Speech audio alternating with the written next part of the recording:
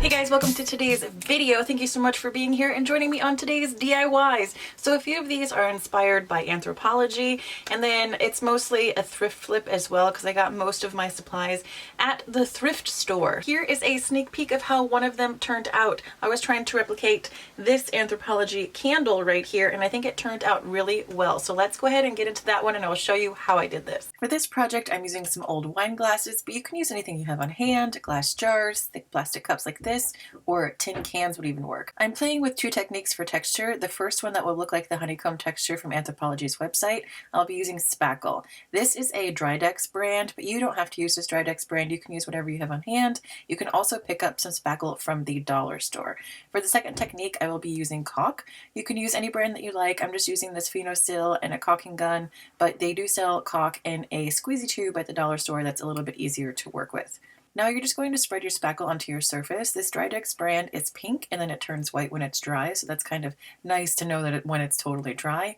I'm not trying to make this super smooth because once it dries down a little bit, we're going to give it some more detail. For the caulk side, you're going to do the same exact thing, just spread it all around on your surface. But on this side, I kind of swirled the product with my finger just to give it a little bit of a texture that I like. Once your spackle has dried down for a few minutes, you can go in and give it that honeycomb texture. Right here, I'm just using the end of a marker. So this is the one that I just showed you guys how to do. I experimented with it beforehand because I wanted to make sure that it was going to work. So this is what the dried caulk looks like. So before it's totally dry, you're just going to want to go in and press those areas down. Now this isn't dry really enough for me to go ahead and do that, but once this is a little bit more dry, just press the pointy parts down so it's not super pokey. The particular spackle that I'm using is pink, and then when it dries white. So this is what it looks like. On this one, I actually used a seashell that I had to get that texture. And then on this one, I just went in with a marker. So if you don't have a seashell lying around, at the end of a marker, an eraser, anything that has kind of the end of the size that you want will totally work. If you do happen to have a seashell laying around, it does give you a pretty nice texture that is very similar to the vase on Anthropologie. This one, I think I did a little bit thicker of a coat of the spackle than on this one. That's pretty thin, so you can do whatever you want to do. If you want it to be thinner, go ahead and do it that way. If you want it to be thicker, go ahead and do it this way. But just know the thicker either the spackle or the caulk, it's just going to take longer to dry.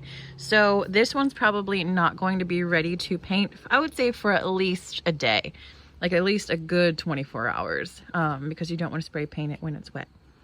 While we are waiting for this one to dry, I'm gonna go ahead and paint up my other two. So I have a few colors I'm gonna be playing with. This is Rust-Oleum's metallic finish in gold. I also have the copper one. I have a satin finish in stone gray. And then also I have a smoky beige. I love this stuff. I got it at Michael's. It's called Artsy. It's like a bronze, like a putty paint. Now I'm gonna do a little paint tester of these and see what this one goes best with, because I think I'm gonna do this on the relief part of the texture. So let's do a little spray test and see what works best with this.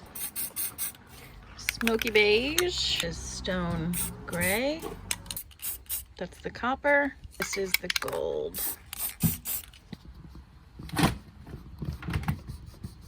I think I'm liking that first one, the smoky beige and the copper, and I do kind of like the gold and the copper, this very last one over here. For the seashell one, I want to use this smoky beige and this little artsy copper color. I think that'll look the most like the candle on Anthropologie's website.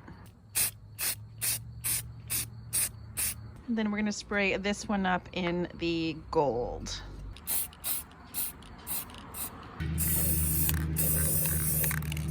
So now I'm just going in with my finger and lightly, very lightly going over the textured area to kind of give it a relieved look like this.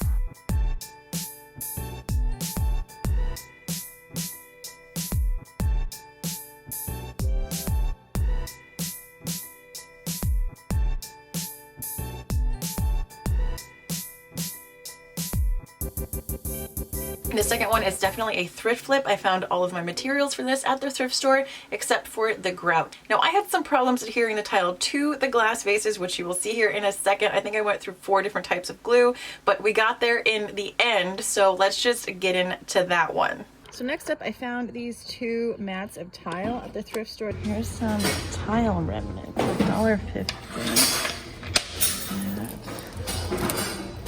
It's just missing one. Then I also found these at the thrift store. This was 50 cents. This was $1.25. I had the thought to wrap these around the vase and create like a pillar candle holder that is tiled.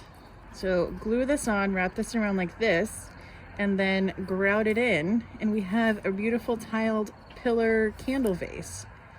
So I think that's what we are going to do with these. So that one fits for that, and then this one fits around here pretty nicely as well. I have tile glue that I think I might use, but you could also use maybe hot glue, or I don't think E6000 would work because it doesn't dry very quickly, but I am going to try some tile glue. If not, maybe hot glue. I need to take off this top layer right here, but these are just kind of glued onto each other, so I think that'll be pretty easy just to take this top tier off. So I have this little strip off. That's cute. That could be for something else. All right, now it will be perfect. And we'll use this clean edge up here for the top. I was going to use this Acrylic Pro ceramic tile adhesive, but I've had it in my basement for about, I don't know, maybe a year and a half. And wow, grody brody. So that is garbage, and we will be using some hot glue. Glue down the middle and then go up the sides.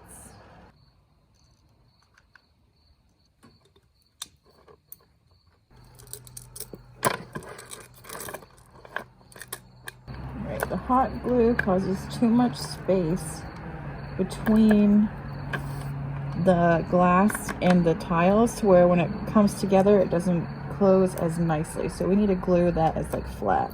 On to method number 3. I'm going to try this Krylon spray adhesive. I used this for my glitter Christmas trees last year and it worked pretty well for that. So we're going to see if it works for this.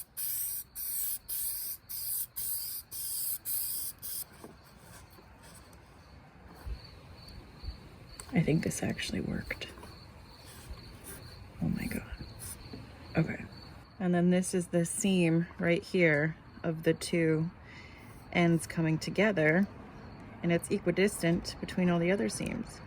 Yeah!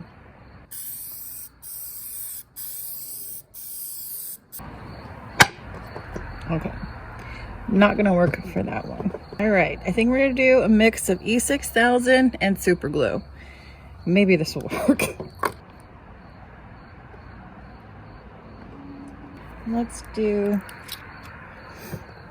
super glue. It's gonna get all over my hands, isn't it? I'm gonna glue my hands to this vase.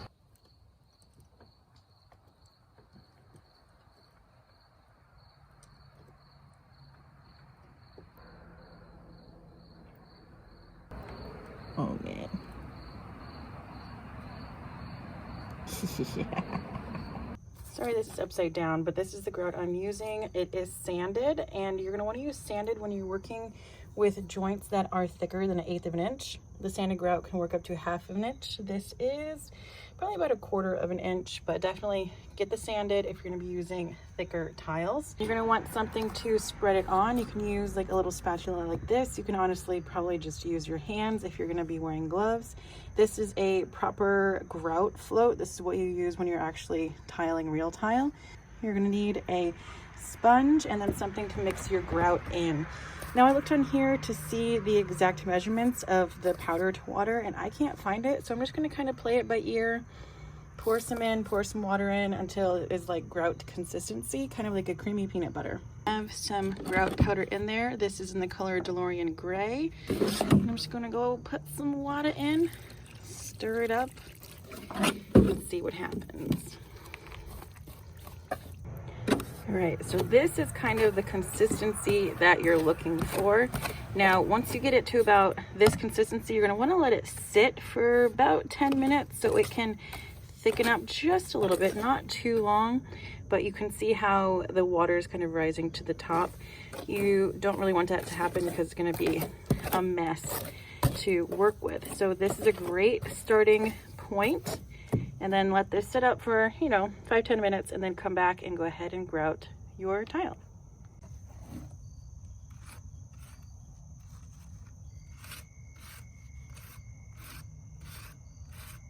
So you're just going to want to make sure you squish it between these seams and these seams as well.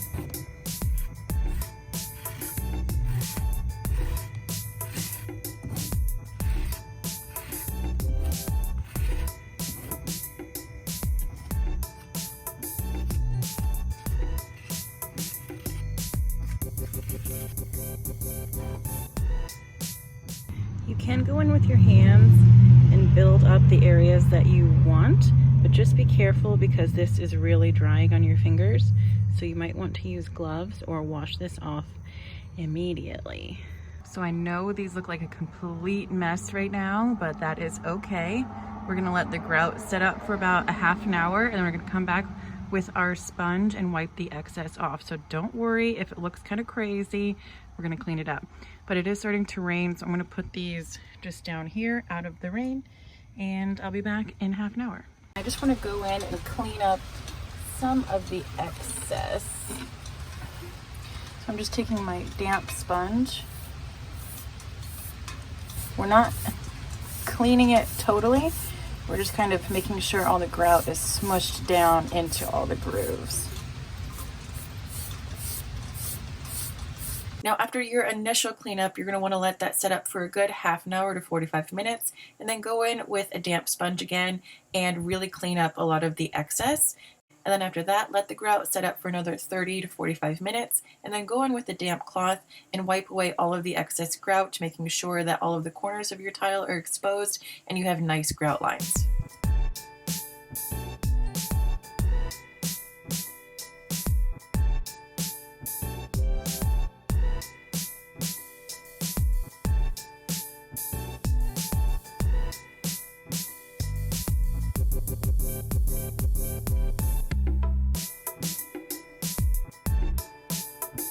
And this third one is inspired by Anthropologie as well. These cute little wood shelves. Now I figured I could probably make this for a way cheaper. So I went to Michael's and I found a round wood disc that I DIY'd up into my own version of these shelves. So let's get into that one. If you're looking to do this DIY, check Michael's out because they have a ton of different options. Now I just brought this home and cut it in half with my miter saw. Now I would definitely recommend wearing a mask when you're cutting this wood because it smells really funky. So I have my board cut in half, and I'm going to use these little L corner brackets to attach to the back.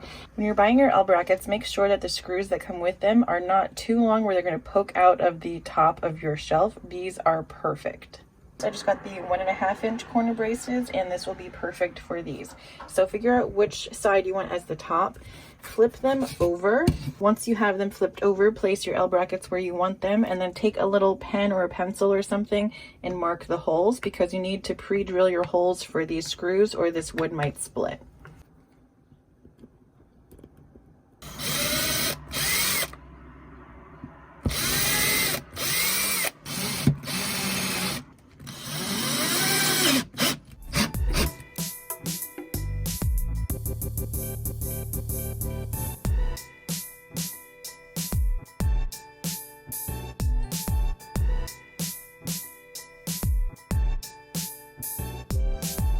Alright guys, I hope you enjoyed this video. If you did, give it a thumbs up, and if you recreate any of these DIYs in your own style, please tag me over on Instagram. I'd love to see what you come up with, and I will see you guys on the next one. Okay, bye!